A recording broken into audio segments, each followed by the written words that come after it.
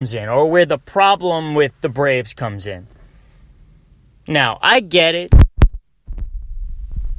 Mike Soroka and Max Fried have been very good. Both of them are very young, and they've been able to kind of mask the problem that the Braves have had. Max Fried has started to come down a little bit. His youth, like, you see that he's not all there yet. He's shown, progress. He's shown that he can be a very talented young arm. Consistency there, though. But that's something that he'll get with more experience. Mike Soroka is the same way, even though he hasn't hit that wall yet. His last start was his worst start of the year.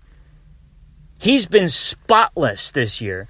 But the thing is that you're going to see some of these kids, some of their inexperience and their youth are going to, make them teeter a little bit. That's where they're going to need Dallas Keuchel, guys like Julio Teheran, Mike Foltynewicz, Kevin Gausman, some of these guys who have been through major league seasons to be able to step up. Because they're not going to be able to use Fried and Soroka all year. There are going to be times where they're not going to throw as many innings. There are going to be times where they're going to skip a start.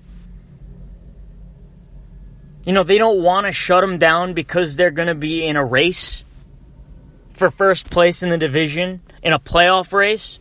And then when they get to the postseason, or if they get to the postseason, it's going to be difficult to shut down two of your, best pitchers. So it's going to be tough for them to kind of monitor this. This is where the question marks start to come in. The Braves lineup is impeccable. They're great. Their rotation, it's going to be a question mark the rest of the way. There's so much potential on the Braves. Dallas Keuchel is going to be a big deal. Every time you either count the Braves out or think that someone in the division is better than them, they remind you why you're wrong. The Phillies may have won the offseason by, going out and getting Bryce Harper and JT Realmuto and, Andrew McCutchen. But the Braves are still the Braves are still the best team in the division. The ceiling for this Braves team is sky high.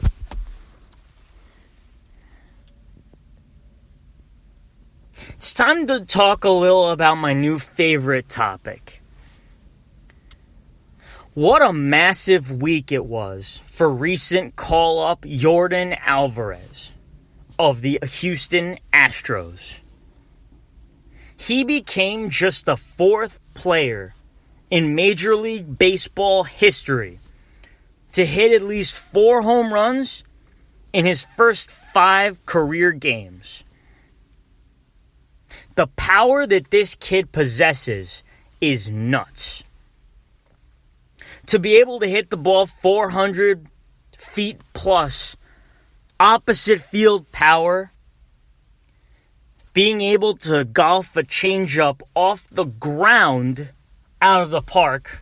He pulled one. He pulled a changeup that was literally on the ground into the second row.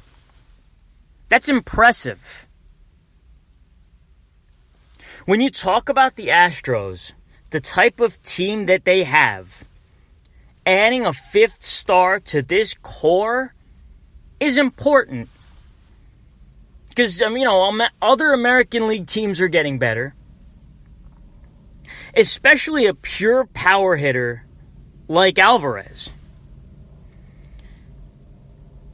Now, he's not going to hit 381 all year. But him showing off his power is important. To me, when I look at the Astros and I look at this lineup, That was the one thing that I felt like they were missing. Now, I get it. George Springer, Alex Bregman, Jose Altuve, Carlos Correa can all hit for power. Yuli Gurriel, they all can hit for power. But they have a lot of great hitters that could hit for power. But they were lacking that big-time power bat. That cleanup hitter.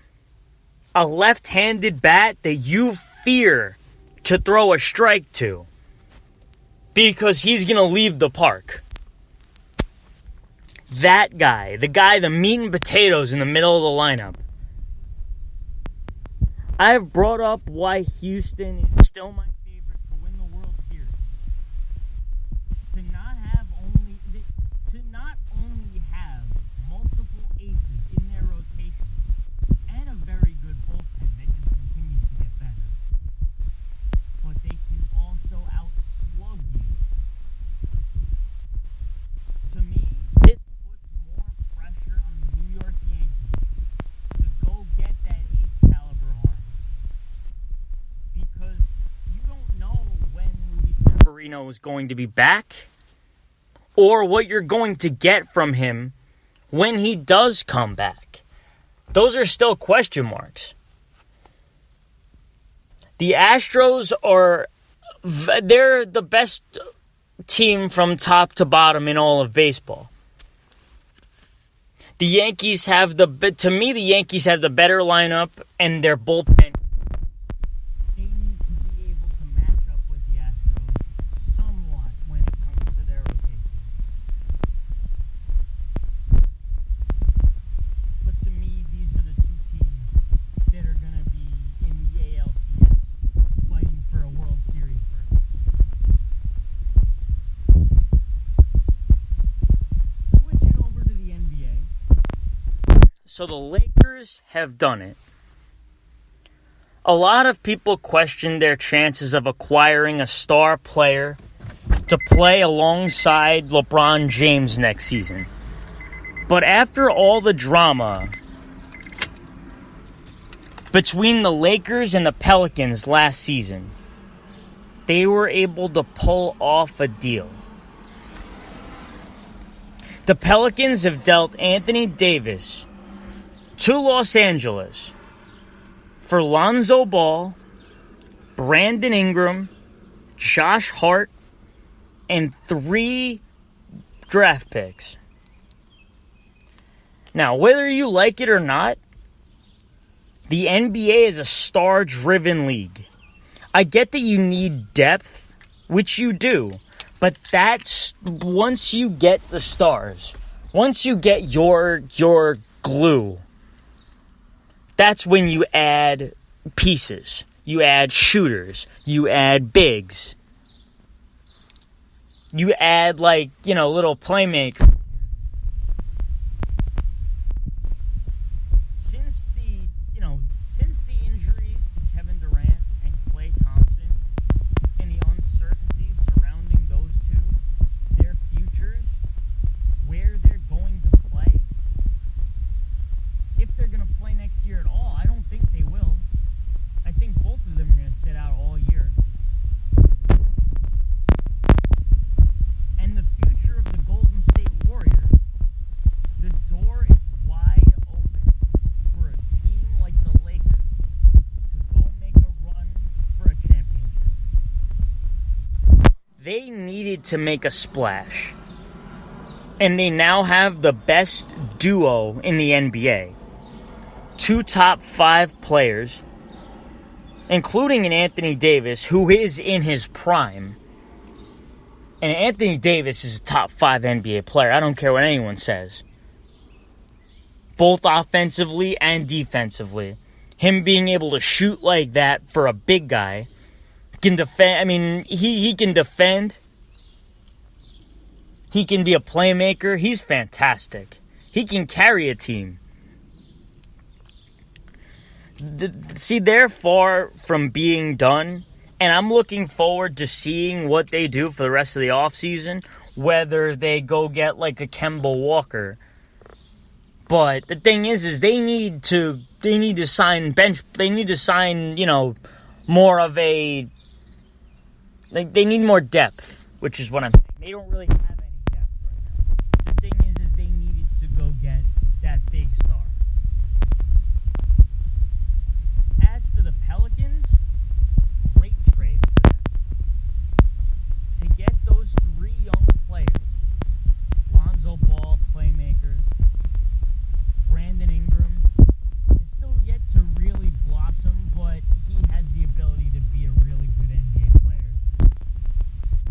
And a shooter in Josh Hart. The 4th overall pick, sorry about that, to add to the number 1 overall pick they already had when they picked Zion. Whether they pick Culver or Garland, we'll see. And now they have multiple other picks. The future is bright in New Orleans. They already had a pretty decent nucleus.